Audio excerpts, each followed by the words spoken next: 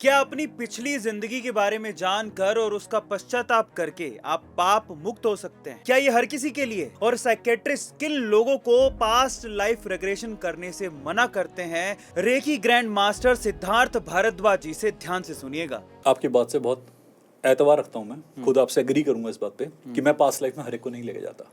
Client मेरे पास आते हैं, बहुत पैसे का प्रलोभन देते हैं कि इतने पैसे दे देंगे, आप लेके चलो। मैं साफ साफ मना कर देता हूँ। अभी रिसेंटली कल परसों ही किसी ने मुझे बहुत बड़ा अमाउंट ऑफर किया था कि मेरी वाइफ को ले जाइए। मैंने साफ साफ मना कर दिया। मैं कहा आपकी वाइफ स्टेबल नहीं है।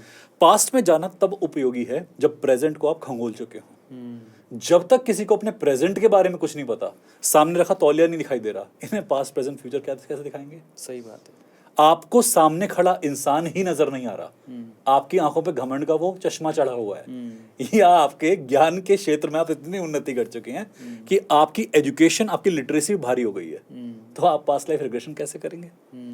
तो पहले आपको एजुकेट होना पड़ेगा, तब आप पास्ट क्या, फ्यूचर क्या, किसी भी काल में जा सकते हैं। तो मुझे नहीं लगता कि हर कोई पास्ट लाइफ रिग्रेशन के लिए तैयार होता है, और ना मैं हर किसी को लेके जाता। ये उसके लिए है जब इंसान शांत हो जाए। अगर मेरे पास थेरेपी के लिए कोई आता भी है तो 5 दिन का पहले डिटॉक्स करते हैं, विजुअल डिटॉक्स। ना यूट्यूब चलेगी, ना कोई न्यूज चैनल चलेगा, ना मोबाइल देखेंगे। 5 दिन तक अपनी आंखों को आराम देंगे, फालतू लोगों से नहीं मिलेंगे, कोई न्यूज़पेपर नहीं पढ़ेंगे, फालतू ज्ञानेंद्रियों को कष्ट नहीं देंगे, आराम से अपनी मस्ती करेंगे, भगवान का ध्यान करेंगे। 5 दिन पास्ट क्या, प्रेजेंट क्या, फ्यूचर क्या, सब देख लेंगे।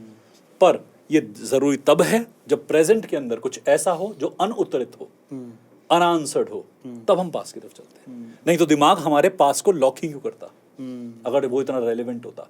मुझे बिल्कुल आपकी बात से एग्री है इस बात के लिए, और मैं 100% एग्रीमेंट देता हूं कि जब आप कुछ ऐसा देख लेते हैं पास्ट में जो कि सेटिस्फैक्टरी नहीं होता, कैटास्ट्रॉफिक होता है, और जब आप प्रेजेंट में आते हैं तो फिर आपको रिजॉल्व करना भी पड़ता है। कई बार क्लाइंट, मान लीजिए मैं केस लेता हूं, अपनी माता को देखा पास्ट में अपनी प्रेयसी के तौर पे, और उससे आप संबंध हो चुके हैं। अब आप कैसे भुलाएंगे उस मेमोरी को? अपनी माता को माता कैसे मांगेंगे वापस आते हुए? अब तो आपने संबंध की गरिमा भंग कर दी ना। तो इस गरिमा को बनाना बड़ा मुश्किल होता है। तो मैं इसलिए मानता ही नहीं कि हर व्यक्ति पास में जाए। कई बार हम मना कर देते हैं और लोग बहुत बुरा मानते हैं कि सर आप इतने अहंकारी हैं कि हमें लेके नहीं जाते। मैं कहा भाई मैं अहंकारी नहीं हूँ, मेरी औकात नहीं है, किसी और के पास चले वो ले जाएगा।